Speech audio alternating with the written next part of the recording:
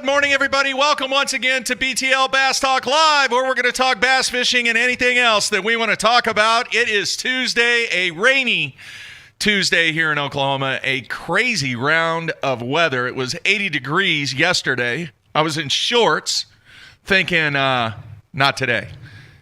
Now it's like they're calling for ice and snow and who knows what else. Just crazy weather, man. Good day to go fishing. Not today.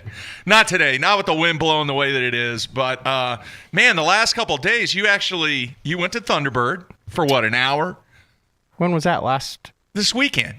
An hour, hour and a half, or No, something that was like on that. Friday? Friday. Yeah, after the I caught two. One was a 13-incher, one was about a 2.5-pounder. Yeah. But they were both spotted bass. So for a lake that doesn't have spotted bass in it, they're coming on strong. I've probably caught 20, 30 of them this year already. You catch two little dinks and you say they're coming on strong. Well, no, one was a real nice chunky football. It looked like a table, I know you table rock You took a picture bass. of it. No, I did not. You take a picture of everything. I took zero pictures of it. Huh. Took zero pictures of All it. right. We got a guy on who did have some spotted bass that he got his picture taken with. How about that for a transition? A couple weeks ago there at Lake Martin, we got have we had him on?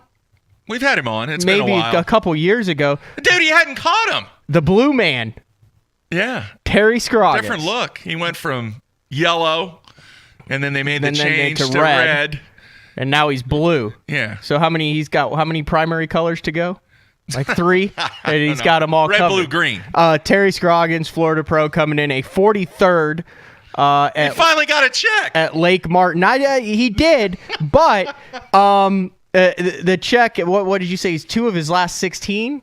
No, he is. But no, because he cashed like several. Yeah, he's two for his last 16. He cashed several at the end of last year, though. No, he didn't. Oh, okay. You were clueless. You didn't look at the stats. I No, thought I did. he's 2. He went 2 for 9 in 2017, and his best finish last year was 29th. Okay. All right, but here's the deal with Terry. Terry is a stick. Terry is just going through one of those. Phases. Yeah. You know, and he it's made weird, 10 and we're going to talk about it. consecutive Bassmaster Classics Yeah, he's made 11 total. up until 2014, but he made 10 in a row. That's hard Dude, to believe.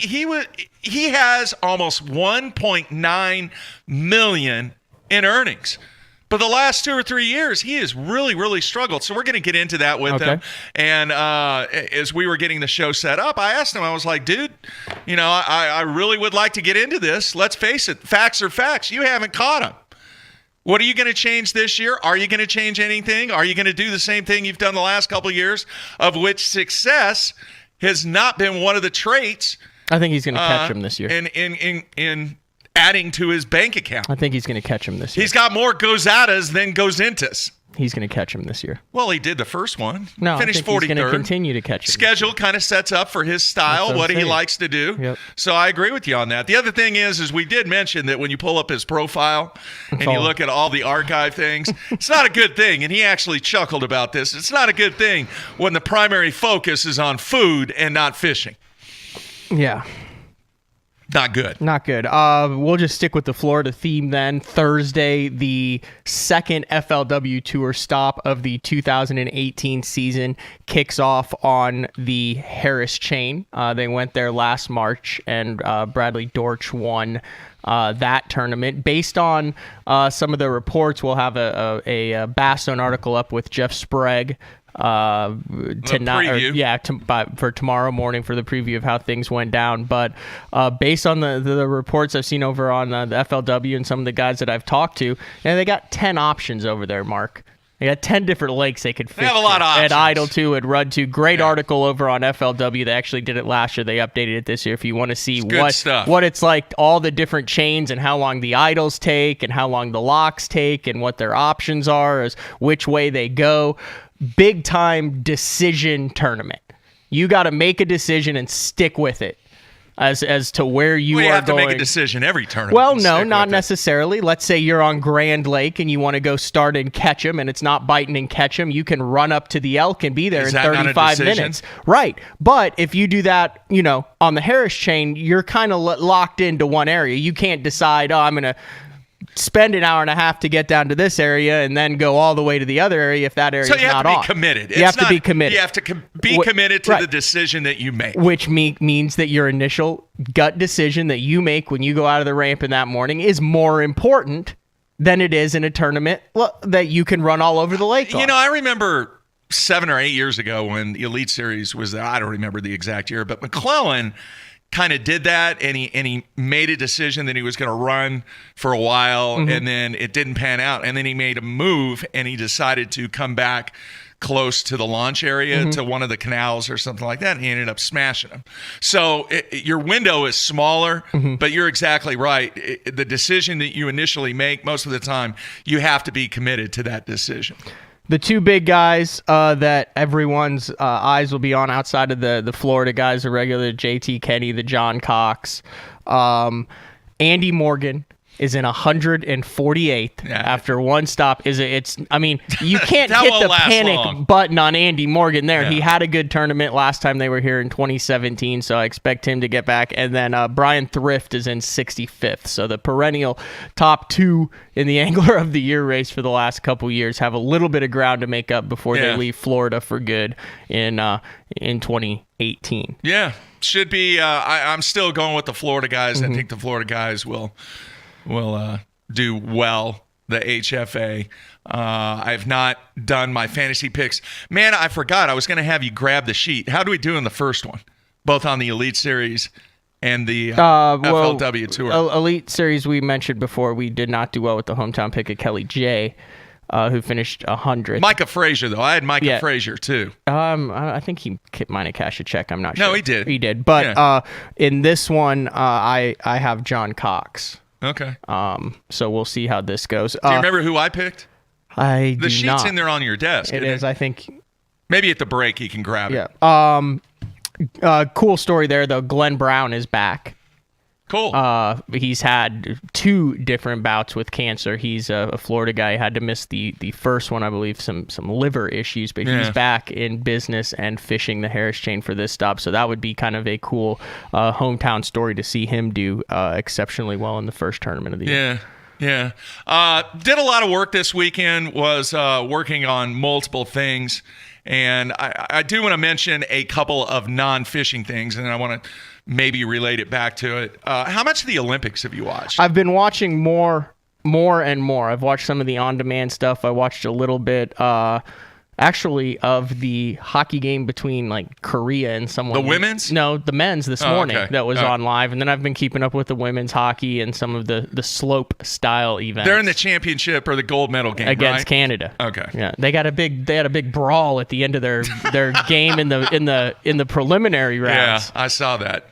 It's pretty funny, man. Good stuff. The fact of the matter is, I know it's the Winter Olympics, but there has been some discussion whether or not fishing should be an Olympic sport in the Summer Olympics and everything. Dude, get on with it. You don't think it's going to happen? Move on. I mean, they've got people skiing and with rifles on their backs and shooting at targets and all that. It's been around forever. My favorite event so far in the Winter Olympics was the downhill snowboarding where they had 6 people going at the same time. Oh, the racing. Yeah. Dude, that was intense. That was major contact, the physicality, and there was one race for I think it was the gold medal race where you had 3 of the women wiped out. They kept calling it the NASCAR on the slopes.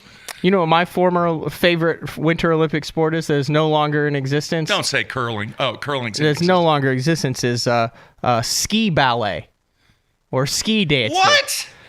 You got to look up some.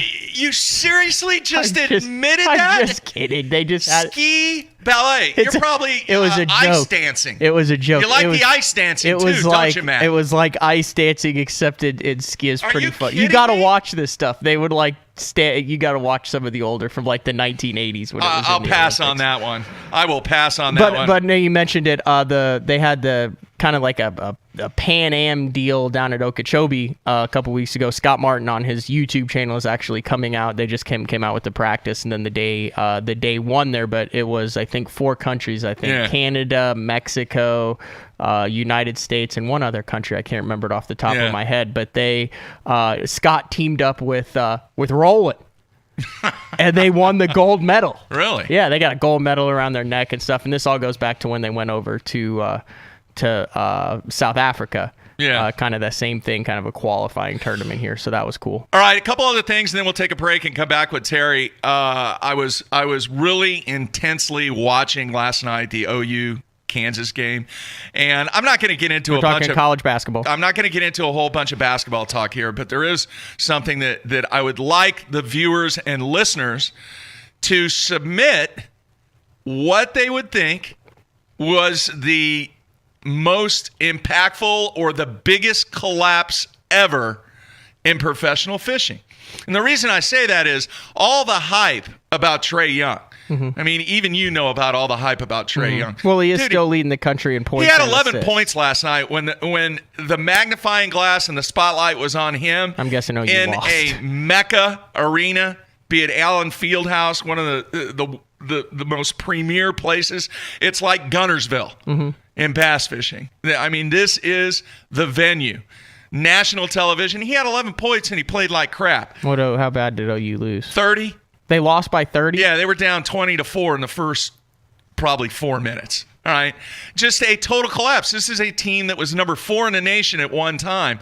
What is the most significant collapse, be it in a tournament or in a season, that a professional angler has ever been through? I'm going to go back and I'm going to do my pick, but I would really like to hear from some of the fans. You can email me or go through the contact thing. And I know what people are going to say. They're like, Mark, you're always dwelling on the negative. No, I'm not. No, this is just kind of a historical thing. I can think of two right off the top of what are they? Mine, when we've got Mike McClellan on the show on Thursday, some cool stuff that he's going to talk about. But I'm sure you were going to bring this up, was when Brian Snowden had that massive lead down in Florida, and McClellan came back and won on the final day, and Snowden zeroed and lost 5 or 6 big ones. And we watched Snowden that entire time, me and Harold.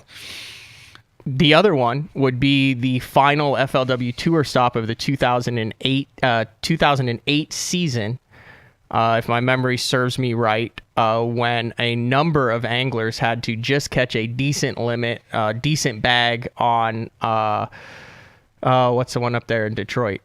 On the Detroit River. St. Clair. Lake St. Clair and Lake Erie. And it was a massive collapse as far as guys who finished last, and no one wanted to win it. And David Dudley came from out of nowhere and won that. And there are a number of guys who just, I think Brian Thrift was one of them, and Andy was one of them, and Dudley came out of nowhere and won that because of just a massive collapse in that final event of the season. Yeah, Jimmy in Florida mentioned the Brian Snowden collapse too. So, hey, send them my way. Might be a good idea for a story, kind of reflect back on that moment. What would that person do different? What would they change? What would they... I mean, the other one you got to throw in there, and I don't know if you would call it a collapse, but Jason Christie on Grand in 2016. I mean, he had a very sizable lead going into that final day and only came in with 4. And Edwin came from way back out of nowhere with that massive 29-pound limit, but I mean, still, Christie would have still had to have caught like 20 pounds to. Well, like I mentioned last night, the Chicken Hawks, the Jayhawks, whatever you want to call them, absolutely destroyed OU. And this is a team that was ranked number 4 in the nation, and they were talking about Trae Young being the Naismith Award winner, the Player of the Year, blah blah blah, this, that, and the other. Dude, he can't throw a pea in the ocean right now, and OU may not even make it to the NCAA. All right, so please send those in. Send any events or situations that you might have that could be the greatest collapse in professional fishing history. The other thing is, I do want to mention real quick the NBA All-Star Game. Dude, it's a joke, quite honestly, but I know there's been a lot of discussion, and I am going to compare this back to fishing real quick. The fact that you had Steph Curry select his team and LeBron James select his team. How cool would it be, though, in fishing for the fans if you had 2 guys pick 10 players or 10 anglers and they go up against each other in a showcase event? What, Kevin and Aaron? Kevin and Aaron. Kevin picks a guy, Aaron picks a guy. Yeah. Kevin, then you get the 10 teams, then it goes back to the old school TTBC back when they had the teams and they fish against each other. Team Aaron versus Team Kevin. Yeah, I think that would be enormously cool for the fans. And I think it would be a lot of fun for the guys, but obviously we are at the day and age now where guys are not going to do that unless there is some type of incentive or compensation or something like that. I think it's something in this day and age that the sponsors, whoever they may be it endemic or non-endemic, that could be a showcase event if you did it correctly. Absolutely. If you put it in the right venue, if you showcased it in the right format, and obviously if you did it live. Speaking Agreed? of things done correctly, how's the feedback on the old one-on-one that we did with Swindle and Strader doing? Still now good, that we've man. had Still good. a week in the bag with Yeah, I it. still have comments coming in. There have been a few people that I've wanted to get back to. I just haven't had time. And I do want to mention this. I got 2 emails from people that are bringing up the manifesto that I was going to do about a couple of months ago. Mm-hmm. I still want to do that, but some of the dynamics of this manifesto that I put together have changed, and I really want to hold off on doing it till after the Classic because I want to get an input from a couple of people from the Classic. So we will have a show that will be dedicated to this manifesto idea and concept after the Classic. Dude, it's a great time of the year. I love this time of the year. It's not my favorite time of the year, but I love this time of the year. You have the Classic, you have the Masters, you have March Madness. So many cool things going on right now. And can't wait, man. Classic should be good. It's coming right up. And you got the FLW Tour in full swing. Yeah, they'll be their whole Florida swing will be done then after this week. Anything else, man? You got anything? No, I think we're ready for Big Show. We need to take a break. We're going to queue up, take a break, come back with Terry Scroggins, all blued out. I actually talked to him the night of the meeting before the first tournament, and I said, man, you had to get a whole new wardrobe, didn't you? He's like, man, the boat just got wrapped, the truck just got wrapped, I got clothes everywhere. He goes, I don't give a crap, I'm just wearing whatever I got.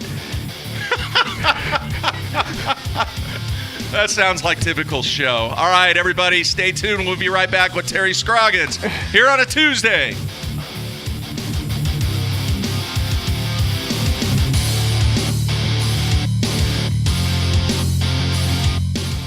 The most versatile fishing machine on Earth. Unparalleled resolution and clarity, with more agility, lightning speed, and brute strength.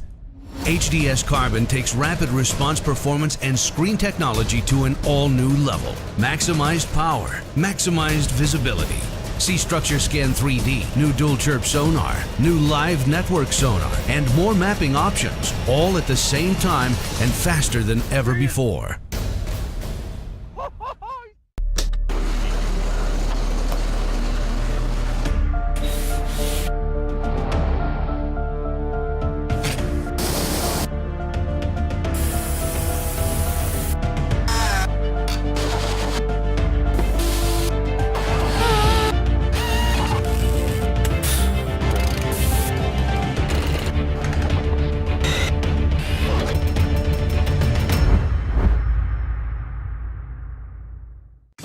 Pros depend on hydraulic jack plates to get the best out of their boats. Do what they do. Demand Atlas performance. Atlas gets you from the bottom to the top in less than 8 seconds, even with the big 4 strokes. And when you gotta turn right around and get that heavy load back up in rough water, Atlas's innovative design and American-made components will get you there with confidence. I'm at Depot. Just look for yourself. There's an Atlas jack plate on just about every professional's boat. The Atlas hydraulic jack plate. You can depend on it. My rods look different because they are different. Every rod is built by the pros and for the pros. When you pick up a white Duckett fishing rod, you're getting a cutting-edge rod, one that's truly pro-driven with the actions you need for every bait category you fish. I put my name on it. It's my promise to build you a great rod you can count on. Duckett Fishing, Micro Magic, Macro Magic, or White Ice. Try them. They work.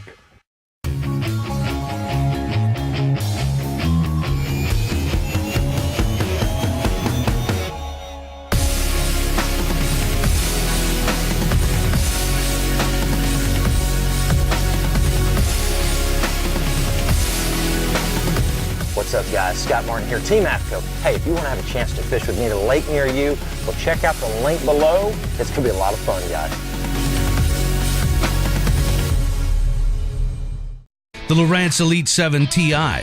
Why does it lead the pack? It's simple. More bang for your buck. Use Elite 7 TI with the all-new Total Scan transducer, and you get all of your sonar from a single transducer install.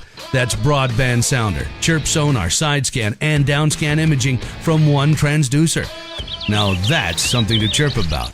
Elite 7 TI. Premium features have never been so affordable.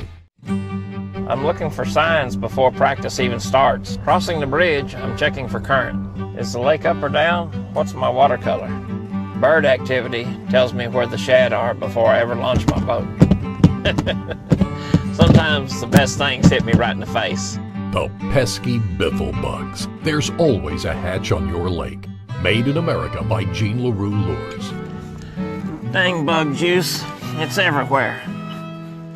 When I talk about Sunline, I think of one word: confidence. Sunline FX2 is what I use for all of my frogging and flipping. SX1 braid, which braid plays a big part in fishing line. Shooter, I'm going to use in those close quarter deals like flipping and pitching. One of my favorite techniques in fishing the tournament trail is to fish offshore ledges.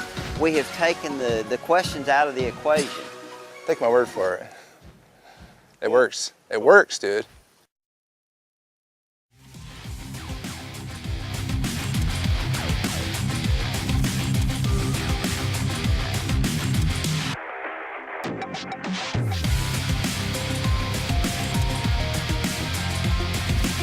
All right, we are back in studio on a Tuesday, a rainy Tuesday here in Oklahoma. And I had no idea. Whipping outside the studio. Yeah, I had no idea that when we're going to talk to Terry here, he's actually fishing. Yeah, I thought it sounded like he was outside. Yeah. Where's he fishing? At home, in Florida somewhere. It's warm and sunny there based on... Well, typically it is all the time. That's why people move there. It's why they retire there. My parents love it down there. There's no state tax in Florida. That's another reason, too. Love it down there. All right, let's see here. Terry, you there, man? Hey, guys, I'm sorry. I was reeling in like a 3-pounder. It's like 80 degrees in Florida. Sorry about all the rain. Well, I told him when we went to the break, I was like, dude, go catch one, and then we'll come back to you here in about 3 minutes. So obviously that took place. It did take place. I just caught a 3-pounder. It's pretty cool. Where are you plying your trade at this morning? I'm on the St. Johns River right here at the house today. Tomorrow I'm going to go to Lake Kissimmee. They're smoking it down there now. You know, we had a Southern Open or Eastern Invitation, whatever you call it now, about 3 or 4 weeks down there, and it wasn't very good, but it's busted wide open down there now. So I'm headed down there tomorrow to see what happens. Hey, last time we were at the St. John's, I was talking to a local dude who was talking about redfish and snook and all sorts of. Do you ever catch any of that crazy stuff out of the St. John's? What's the craziest stuff you catch? I don't know about snook, but I catch a lot of redfish, a lot of big bull reds in the St. Johns River, along with some big flounder. So, yeah, that stuff does come down the river. They actually follow the shrimp down when the shrimp start running. It's just a food chain. They follow them down to the river, and it can get pretty exciting. Why are there not more shrimp baits? That was my other question then. In that kind of brackish water where you get a little bit of salt, why don't you see guys casting stuff that looks like shrimp? I don't know, for whatever reason, and I've tried them. It just does not work for me here, and I guess it don't work for anybody else here either. I don't know. That's what I can come up with. But, I mean, when the shrimp do come in the river, we fish with shrimp all the time. You know, take kids fishing and people that don't get to fish that much, take them and put some live shrimp on their hook for them, man. It's pretty easy deal. That's the only way you can get Luke Stoner to catch one down there in Florida, isn't it, Big Show? Exactly. All right, man. Let's talk a little bit about this year. But before I get into that, I mean, we have to talk about the last 2 years, and I don't think people realize. We got to, really? Dude, listen, I don't think people realize that over your career you are approaching the $2 million mark in earnings. But the last couple of years, Terry, it's been brutal. And why do you think that is? And I know you're going to say, man, if I knew what it was, I'd fix it. But seriously, you've been doing this. It totally sucked. I mean, it was terrible. You've been doing this game so long. What the hell happened? You know, during that course of the past 2 years, I've had some really, really good practices where I just knew I was going to catch them.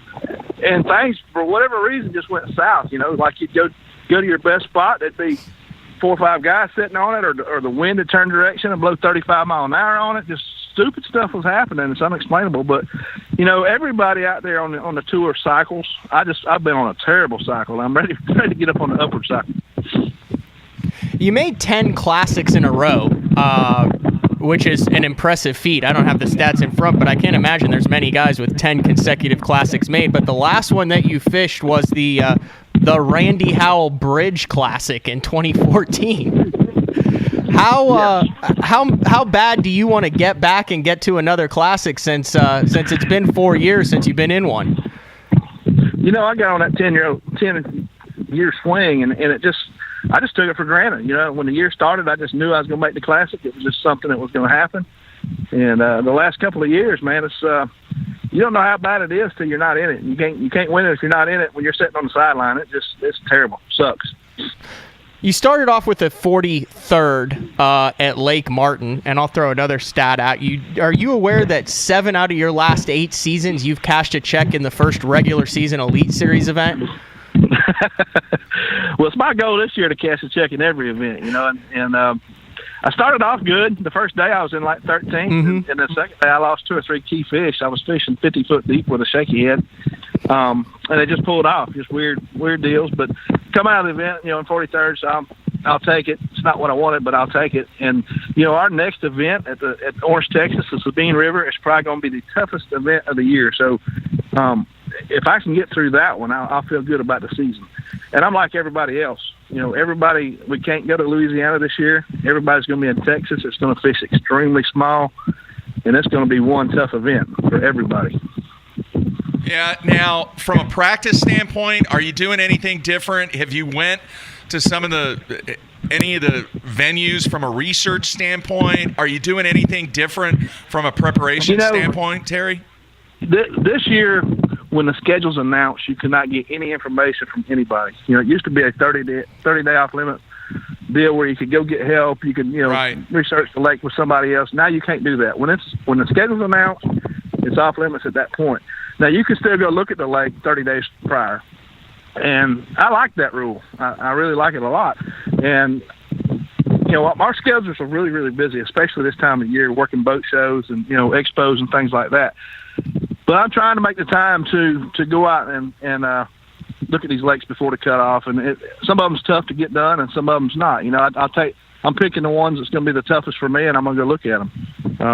Orange is one of those lakes, one of those systems that I'm going to go look at. And then I'll probably go over to Lake Travis and look at that as well. I've never seen that. And this year we've seen a lot. That's our schedule. You know, there's a lot of lakes that we haven't seen. And some of the lakes we have seen, we're going there at different times of the year. So I like that. You know, it shakes up. It makes everybody show their versatility and what they really know. The last 2 times we've been to Orange, Texas, you barely missed a check the last time. The time before that, you had a really strong finish, almost made the top 12. How much of the water that you have fished that over the 3 times that the Elite Series has been in Louisiana? Is it going to basically be like a new fishery for you, or is it just, I'm not going to be able to go check that spot, but the rest of my stuff should be good to go?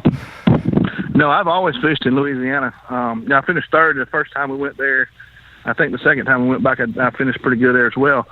But it's always been in Louisiana. I've never fished in Texas, and that's half the field. It fished very small when we could go to Louisiana. So it's going to be, it's going to be extremely tight this year.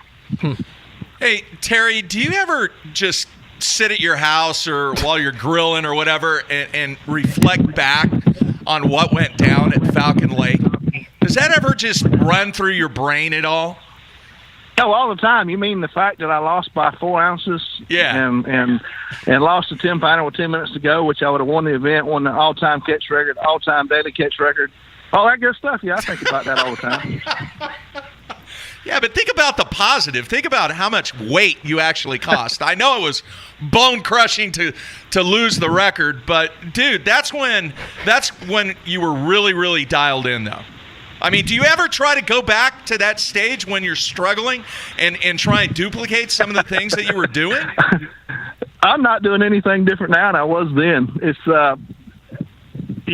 back then, I found a little turn in a roadbed. There was one other guy knew about it. Ike and Ellie was on the end of it.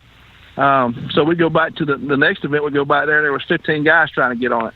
It's some of the deals over the years of doing well, and you have 40 or 50 boats following you, seeing where you're fishing at. You go back to that body of water.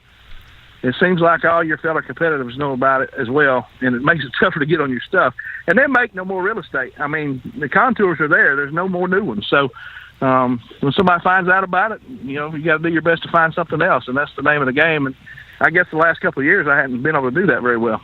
What are your thoughts on that, Terry? This is off the cuff here. So let's say we'll take that Falcon Lake as an example. The next year when you go back there, the rest of the field has been there. It's been on the TV. The people know where you were fishing.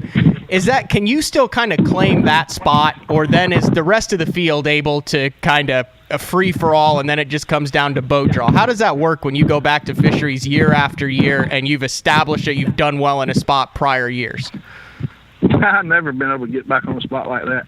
These guys are paying $5,300 entry fees and another $2,000 expense getting there, so they've got $7,500 invested in an event. They're going to do whatever it takes to do good. If it's getting on that spot, that's what they're going to do. And that's just the name of the game anymore. That's the way it's changed. The electronics have changed everything, even at a local level. You could be on one side of a lake fishing a spot. Somebody could be on the other side riding by. Look at where you're at. Look at the contour line. Make a waypoint. Come back to it an hour later. Look at side imaging on it, and they got your spot. So the electronics has really changed the game. And there's just so much at stake that, those guys are not going to do that. Does that change a lot on the St. John's with all the shell beds and all the offshore stuff that you like to fish there? Have you noticed a difference as far as the number of guys doing that? I used to say finding fish was hard. It was easy to catch them. Now it's easy to find them, hard to catch them, just because of the electronics we have today. They don't miss anything. Especially, I'm running Humminbird Solix now with side imaging. It's crystal clear. I'm sitting on a spot right now. I just side imaged it. I saw like 37 fish on it a while ago, so I'm turning around fishing it. 37. Yeah, you can just count how many's sitting there. You know what's there. And everybody's got that now. So if they don't, they're just missing out. Hey, Mark Lamb wants to know if you ever hooked a manatee. Oh, jeez. I don't think you can't answer that question. Not Mark. Intentionally. There's a difference, dude. Okay. It's not like he's out hunting manatee. Give me a break. On a swim bait, big glide bait manatees. Those things are actually pretty fast, man. They look like they're real slow, but they're really not. They can get going when they want to. You ever hooked one? I never have hooked one. I've swam with one before. You just jumped off the bass boat and just started doggy paddling next to him? Yeah. Wow. I don't want to ride a bull. That hurt too much. But, if you fall off of that deal, it's not going to hurt that bad, You've ridden a manatee? Well, I tried to. It didn't work out really good. Wow. All right. That's a first one there. So, man, you had to be a little excited. That first one, you finished 43rd. But is that really your style of fishing? Do you like fishing that deep, clear kind of, make no mistake about it. Fishing 50-foot deep with a shaky head is not really my style of fishing. Yeah. I'm more known for getting up shallow, flipping heavy, dense cover and things like that. But saying that, when you're on the Elite Series, I think this is my 16th or 17th year, you better learn to be versatile. If you're not, you're just going to throw your money away. You don't give those guys your money because they are the best in the business, and they know how to figure it out. So you better learn how to figure it out as well. I learned that a long time ago. I used to hate fishing with a spinning rod. But my second, third year out on tour, I learned real quick that I better learn how to do it. So, being from Florida, you don't see that very much. You don't do that very much. But when you leave here, you better know how to do it. Didn't you cash a check at Cherokee on a 16th-ounce crappie jig that you bought at the crappie jig place that I remember Guck wrote a bunch of stories about that. Well, I don't think we've ever talked about that though, but you legitimately used a 16th ounce crappie jig. It was actually the 1/8 ounce. Oh, okay. Crappie head jig's what it was, and you know, Cherokee is well known for the Demiki rig, which is basically a big crappie jig. I mean, it's a 3-inch bait, and most everybody uses like a 3/8 head. And you just drop it, and you see them on your electronics. You drop it down there and shake it in front of their face till they bite it. Well, I looked at fish over fish after fish after fish, and I'd see them come up on my graph. They come up to my bait, and then turn away from it and go away from it. And I knew they was bass. You know, I thought they was anyway. So I just kept downsizing. Anytime you want to get a bite, you just downsize until you get a bite. And I just kept going down until I got to a crappie jig. And you think about a crappie jig, that's really not much different than a floating fly that everybody uses to catch smallmouth. So that was my thinking on it. So I went to Bass Pro, bought some crappie jigs, and man, the first one I saw, I dropped down there to it and it bit it. And I'm like, oh my goodness. So needless to say, day one, the wind blew like 30 miles an hour, and I wasn't able to fish that crappie jig effectively. And I only caught 3 the first day. But the second 2 days, I had like 16 pounds and like 17 pounds and caught all kinds of fish on that thing. So, yeah, it worked pretty good. Interesting. Terry, 2 FLW events in Florida this year, and somebody on the instant feedback asked if the schedule worked out in the future, would you fish both tours? I would love to. It's just, you know, especially when our schedule's announced now, we can't get any information whatsoever. So that means I'd hate to go to I just don't want to get involved in all that, you know. I wish I could fish both tours. I think they're both great tours, and you know, the more you fish, the more you can win. So I'd love to do it. Just the way our schedule is, we just can't. Hey, when's the last time you fished a team tournament in Florida? I fished a charity event last year with a friend of mine. I think it was July, and we actually won that event. We had 5 that weighed 30, almost 36 pounds. Holy. The St. Johns River, yeah. Wow. How many of those did you catch? All of them. All right. You had a good net man. Good net man. Hey, enough about the charity events. I mean, I'm talking like a big-time team event where there's like a boat on the line where you guys pre-practice for it, where it's a big deal. Yeah. We don't have many of those in Florida, and I, you know, if it is, it's a classic deal at the end of the year, and you got to fish all year long to qualify for it. So I really don't do any of those. It's been a long time since I've been one of those. Huh? When's the last time you fished a jackpot? I do them anytime I'm home just for fun. You know, a 3-hour deal. Yeah. Do they get pissed off when you show up? Oh yeah. Yeah. What are you doing here, Scroggins? It's a no-win situation. It's a no-win situation because if you beat them, you're supposed to beat them. But if they beat you, you know, oh, he ain't nothing. We beat him. You know. So, but it's still fun. I just let it roll off my shoulder. I gotta ask you, man. You're like super blue this year. I am blue. Yeah, it looks different. I saw you at that. Yeah, I've still got all the great sponsors I always had. You know, still got all support from them. We just changed up colors and doing something a little different this year. Have you gotten any clothes? Because I know when I saw you at the meeting, I mentioned this before. I said you had to change your wardrobe, and you go, hell, I just got the boat, I got the truck, I got no clothes, I just wear whatever the heck I want. Have you finally gotten the wardrobe figured out to where you've got the right stuff that now matches your new ride and rig? I've actually got a big order coming in from Carhartt, I think, this week. So, yeah, we'll be set. What do you do with all the old clothes? That's what I've always wondered. So you've got all these colors that you're now. Is that donated stuff? Do you sell that to your friends? Do you have another room where you keep all of your former apparel? Because Mark and I were talking. You've been yellow. You've been red. I've been yellow. I've been white. I've been red. Now I'm blue. Yeah. What do you do with all the old stuff? I memean, is it one of those deals where there's a bunch of people walking around Florida and all your old tournament stuff? No, actually, I've got a 5-bedroom house, and it's just me there. So Actually, I don't even stay there, so I got all kinds of closets. I just throw them back in the back closets and save them for a rainy day, I guess. Wow. All right. On the instant feedback, Mark in Minnesota wants to know, if bass went to the St. Johns River in the fall, how would it go down? It would go down really good for me. I wish they would. Every year we come here, it's during the spawn, and, everybody goes to Lake George or, Crescent Lake, and it's just sight fishing deals. And those guys are hard to beat doing that. But if they come here and they wasn't looking at them, it'd be a whole different story. Was that 36 pounds? Were you looking at them there, or was that That's in July. That was in July? No, it was in July. I caught them offshore. Oh, okay. Wow. All right, dude. Well, you're off to a good start once again this year. Hopefully you are off the schneid and the winnings will continue. Matt and I both agree the schedule kind of sets up pretty good for you this year. We're looking for a bounce back from you, but I agree with you 100%, man. The Sabine is going to be an absolute grind. It will be the toughest event of the year, and I'm looking forward to getting back to it. I mean, look at Taka here, the year he had last year. It was terrible, and he come out of the gate in one event. So Dean Rojas the same way. He come out and finished in the top 12. So those guys are rebounding, and I'm looking to do the same as well. All right, man. Have fun today. Catching more 3-pounders. Sounds good. What are you throwing right now? Man, I can't tell you that. Give us a general.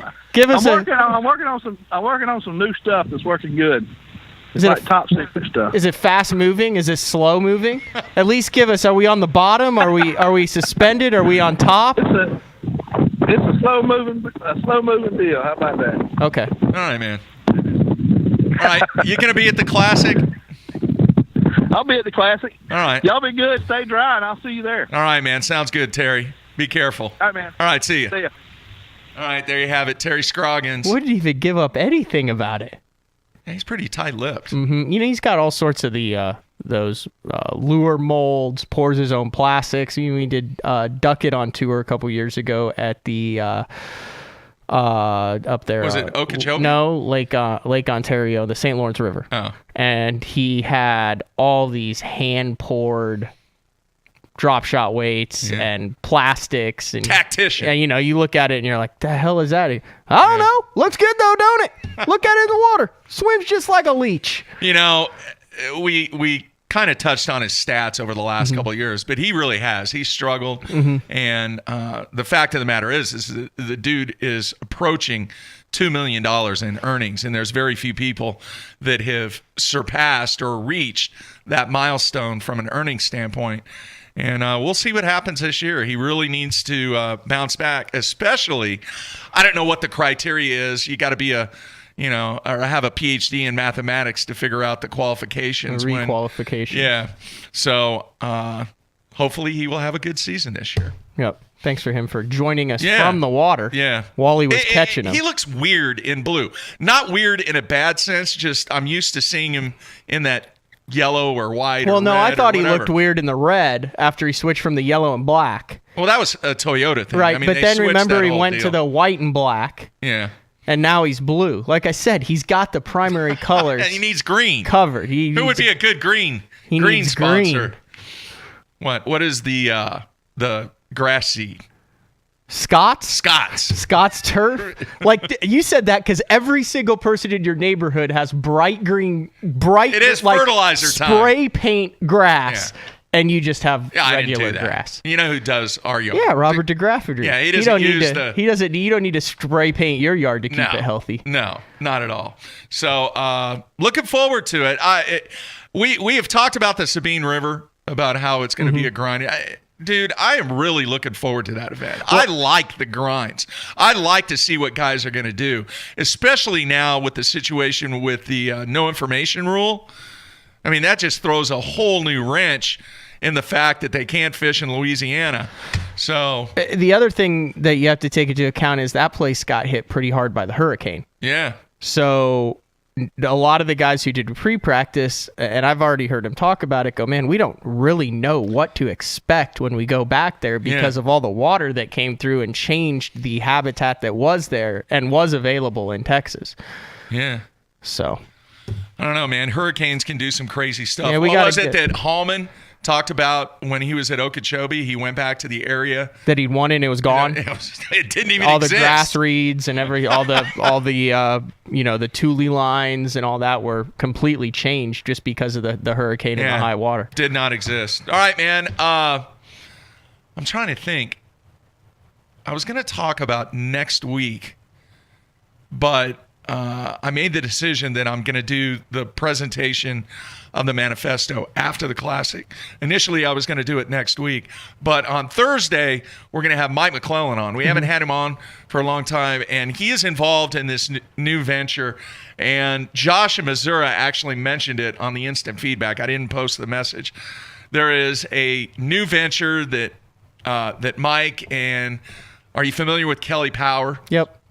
The dude dominated back. Yes, I am going to mention it. The Central Pro-Am days. days. Who else did you fish against back then? Go ahead. Kelly. Go ahead. Who else did you fish against? What?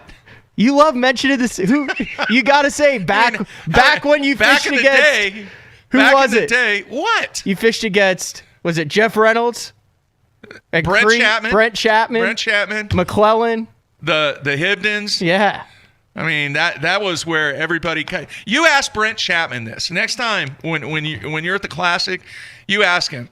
He actually says that fishing the Central Pro-Am actually made him much, much, much better when he performed. We need to get him on the show. That'd be a cool interview. Yeah. So we'll see if we can get him on next week. That'd be cool. But yes. They have this new venture. We're going to talk about it. What's it called TAG. TAG. And it is an incentive-based kind of, you get paid based upon how you perform in a listing. It is an incentive-based venture of which you pay a membership fee. And then depending on the level of membership fee that you purchase, it ultimately equates to how much you would receive if you win one of the sanctioned events. So I looked at it. There's a bunch of the major team tournament, like the Nichols, the Nichols Marine Tournament Series on Grand, the stuff in Alabama. So we're going to get into the nuts and bolts of that. Actually, I did talk to Kelly, and obviously they've done a tremendous amount of research and background and grunt work and everything else going into this project, but they're kind of rolling the dice a little bit, right? From a perspective of, well, if they have X number, what is the X number of members that you have to get to in order to become profitable? Mm-hmm. All right. And this, I was telling Kelly, I was like, this is the type of business that the government loves. You know why? Because you have double taxation.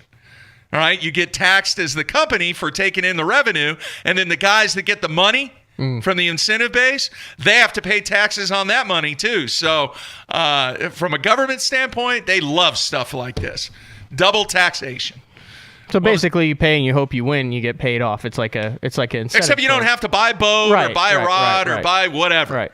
All right, you're buying the package. That's what I looked it up and read it, and I was like, I could think of a number of guys who have a pretty good shot of winning a BFL or a Nichols or a Skeeter or something that they would make total sense for. Especially on the body of water. Yeah. So I think there's 250, 500, and $1,000. Yeah, for 365 days. Mm-hmm. So in other words, if you signed up for it today on February 20th, it would run all the way through February 19th of next year. We'll be able to ask Mike about all this stuff. So Mike's involved with it, and a number of other guys are involved. It's a very interesting concept, but once again, it's getting to that X number of memberships to where your income exceeds what you're paying out. It's like any other business. You want to have more coming in than you have going out. So we'll talk to him about that. All right, man, what else? I was nothing, but I was thinking, we had Christy on, he caught a big fish. We have Terry on, he caught a fish. We are good luck for the anglers on the water while they're doing the BTL interviews. Yeah, but a lot of different things there. Pressure. Money's not on the line either. No, Harris Chain is what the focus is going to be this week, and then we're going to try and get Joe on. We'll try. I sent him a text this morning that said BTL Thursday at 9, so we'll see as soon as he answers. We definitely will have Mike McClellan on. It'll be interesting to see how that shakes out this weekend, and then you have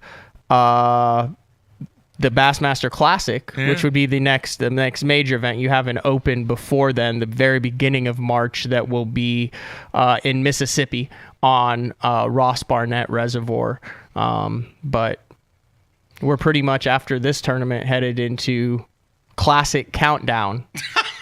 This is freaking awesome. What? On the instant feedback, I got a gentleman from, I think he's from Pennsylvania. I'm not really sure.